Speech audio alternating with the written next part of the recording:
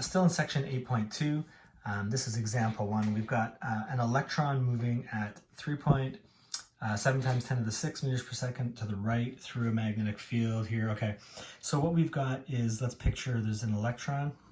It's moving to the right. Actually, I'm going to move this down just a little bit because I think I'll need some room. We've got an electron moving to the right this way, so there's V. It enters some sort of a region of a magnetic field. So let's just kind of stick a few dots around, and we're going to say that's our B field.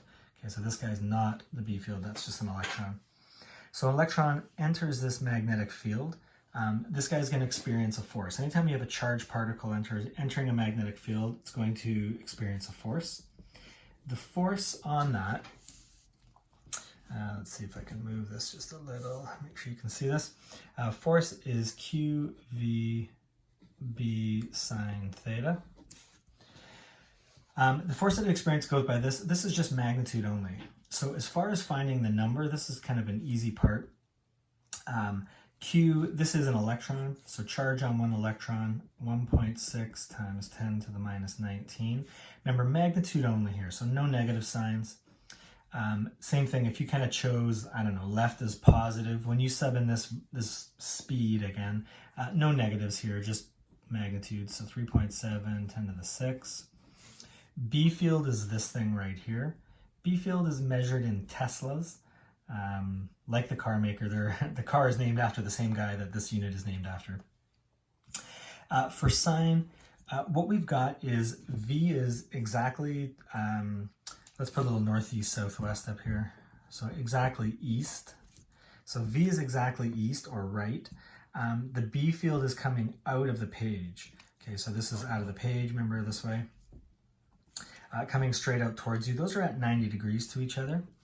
And when we do this, you can do V, or you could say if a negative charge is going this way, a positive charge is actually going that way. Same thing though, if I've got the I, conventional current, going this way, and B field is kind of coming straight out towards you. I don't know if you can see that, but my fingers are still at 90 degrees. Sine of 90 is just 1. That whole part goes away. Force here, the magnetic force. Sometimes you'll see this with FM. I should put that in.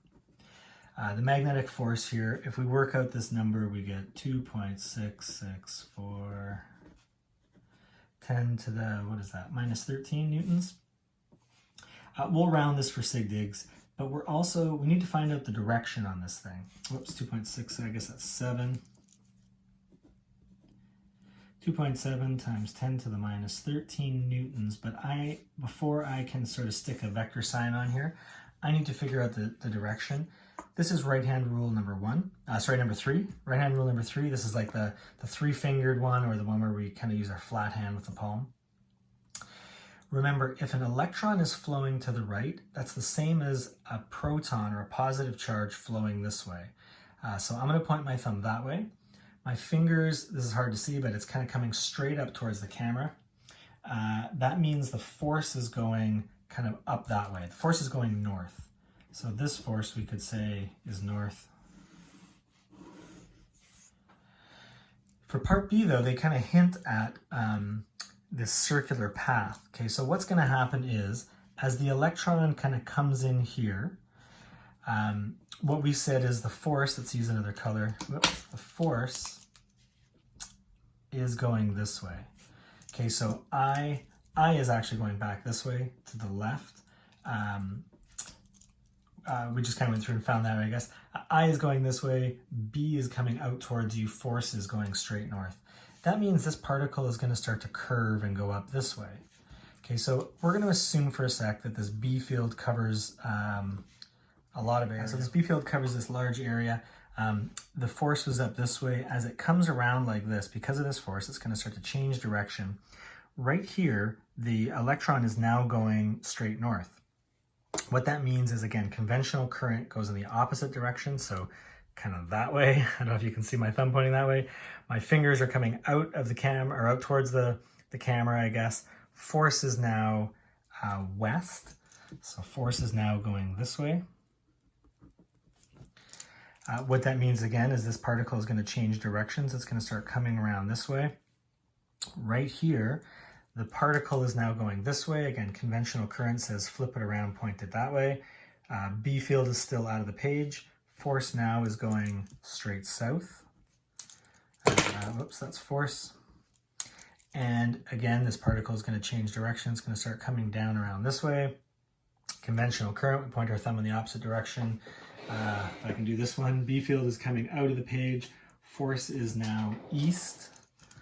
Okay, what we can start to see is this pattern. Force is always towards the center of the circle. Particle is going to come around this way. If it's a strong enough B field and it covers enough of area, this B field, this magnetic field, can actually capture this electron. It's going to go then in a circular path. This looks like circular motion. I know that's your favorite, so you're excited to see that we can do that again. That means we're back to, if you think back to circular motion, Fc is mv squared over r. The Fc, the centripetal force that points towards the center of the circle, is this magnetic force. Okay, so put little FMs in here for magnetic force. This thing then is QVB sine theta equals mv squared over r. If that's true, this v is the speed of the particle. This v also the speed of the particle. We can actually cancel those v's out. Typically, I'm a little lazy, so I would cancel anything that I can. But here my laziness is winning out again in that I've already figured out this number. Okay, so this whole left side here is what we just figured out here. So 2.7 times 10 to the minus 13 equals mass of an electron. It's on your equation sheet, in case you forget. 9.11 times 10 to the minus 31.